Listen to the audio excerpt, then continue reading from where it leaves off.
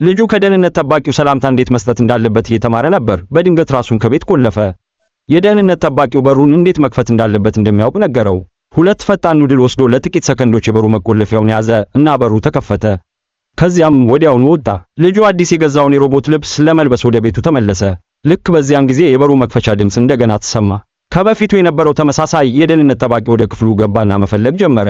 ልጁ ወዲያውኑ ጠባቂው ሌባ መሆኑን ተገነዘበ። ፖሊስን ለመጥራት ሾልኮ ለመውጣት ሞከረ። ነገር ግን ድምፅ የሚያሰማ መጫወቻ ላይ ረገጠ። የመጫወቻው ድምፅ የደህንነት ጠባቂውን ትኩረት ስቧል። ልጁ ሮቦት እንደሆነ ከማስመሰል ውጪ ሌላ አማራጭ አልነበረውም። የደህንነት ጠባቂው እንዲህ አይነቱን የላቀ ቴክኖሎጂ ያየበት የመጀመሪያ ጊዜ ነበር።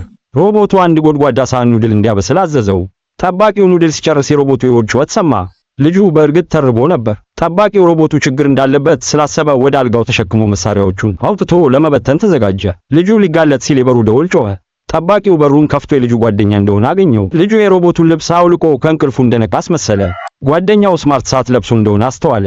ሰዓቱ በቤቱ ውስጥ ያሉ ዕቃዎች እንደተሰረቁ ካወቀ ፖሊስ በራስ ሰር እንደሚደውል በመግለጽ ዋሸ። የደህንነት ጠባቂው ፈርቶ የተሰረቁትን ዕቃዎች በፍጥነት ወደ ነበሩበት ቦታ አስቀመጠ። ይህን ሲያይ ፈጣኑ ብልህ ልጅ እንደገና ዋሸ። ከአባቱ ቦርሳ ውስጥ $100 እንደጠፋ ተናግሯል። ጠባቂው ሊያለቅስ ተቃርቦ ነበር። ምንም ገንዘብ አልወሰደም። ነገር ግን ልጁ ፖሊስ ሊደውል እንደሆነ ሲመለከት $100 ከራሱ ቦርሳ ወስዶ በሚፈለገው ቦታ ከማስቀመጥ ውጪ ሌላ አማራጭ አልነበረውም። ለማምለጥ ሲሞክር የባቡር ደህንነት ጠባቂውን አገኘው። ልጁ ወዲያውኑ ሌባ እንደሆነ ጠቆመው። ሌባው በመጨረሻ ተያዘ።